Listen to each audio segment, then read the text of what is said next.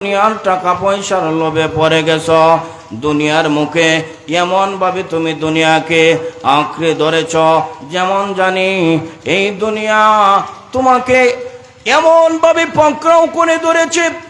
একদিন এই দুনিয়া তোমাকে এমন ভাবে লাথি মারবে, যেই লাথির দিয়ে যেই লাথিকে তুমি একেবারে দুনিয়া থেকে খালি হাতে যেতে হবে।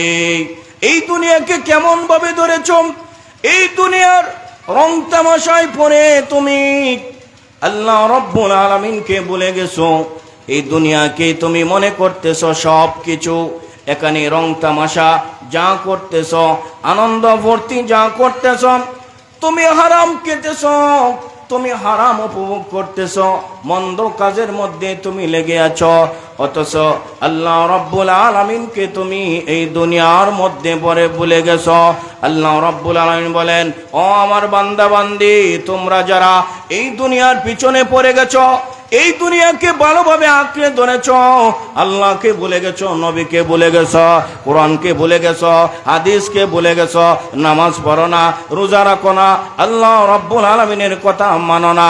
আল্লাহ রব্বুল আলামিন বলেন, জানোনি তোমাদের স্থান কোথায় হবে?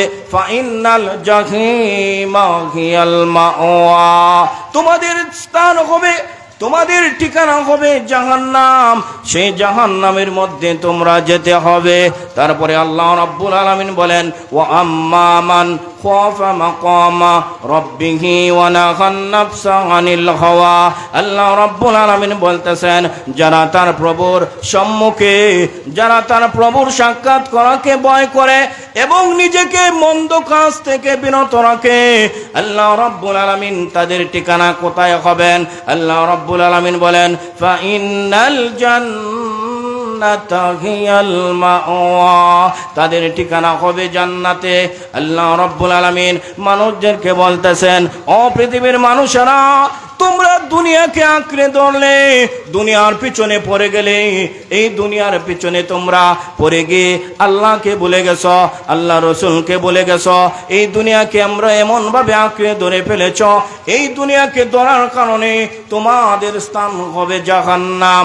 আর যারা তাদের রবের সাথে সাক্ষাৎ করাকে ভয় করে, যারা তার রবের সাথে সাক্ষাৎ করাকে পরকালে আল্লাহ রাব্বুল আলামিন